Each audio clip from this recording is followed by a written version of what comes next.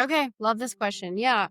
I mean, it's been a journey. I'll start by saying that, so I was a therapist first, and I do feel like I say that first and foremost, that is like foundationally who I am, because I even do coaching stuff now. And I was like, oof, that therapist energy just doesn't leave, it's like in there. Okay. Yeah. So I started off on my therapy like journey, which takes a million years. I don't know if people know that. To become a therapist takes a really long time.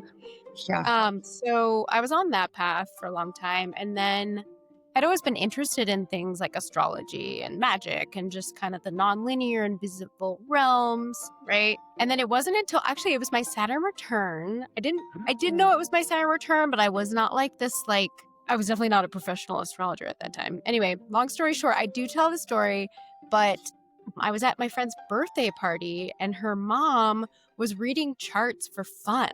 Okay. Like how fun is that kind of party? Am I right? Shout out to Susan Regal. And basically she's like looking at everyone's chart and it's like all fun and people are laughing and it's interesting, blah, blah, blah. And then like she comes to my chart and she looks at it and like her whole face expression changes. And she was just like, I was like, what? Like, what is going on here? Right? Because I was like, I knew the like kind of basic astrology stuff before. Anyway, basically what I learned was she was looking at my big 12th house stellium, and like that just set me off on this whole path that was like, I have to understand like why she reacted that way. What does this mean? Like what's going on here? Right. And so my like, fascination with astrology became like this obsession with understanding my 12th house. Also because, and this is why I really like the essence, I feel like, of why I brought it into my therapy was like learning about my chart, especially in my 12th house, was like the deepest validation I've ever experienced in my life. Wow. Right? And I feel like that's so like what therapy is about. On one hand, right? It's lots of things.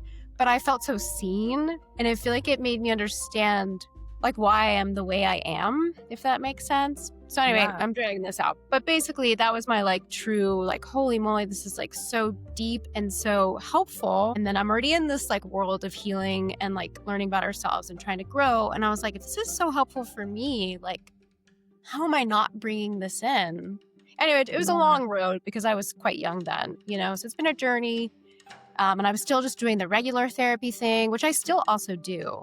Like I'm a Gemini rising, so I wear a million different hats. I'm a regular therapist. I'm an astrotherapist. I'm an astro coach. I do readings. It was like a million different things. But yeah, I had to bring it in. So it's been this journey of doing that. And did I answer your question? I feel like I went on a rant there. When she did the reading, like did she just drop like this, like any information on you, or did she just say like gasp and then not tell you more about it, leaving you suspense? She definitely did. She shared, but I didn't totally understand it at the time. Yeah. Okay. Right.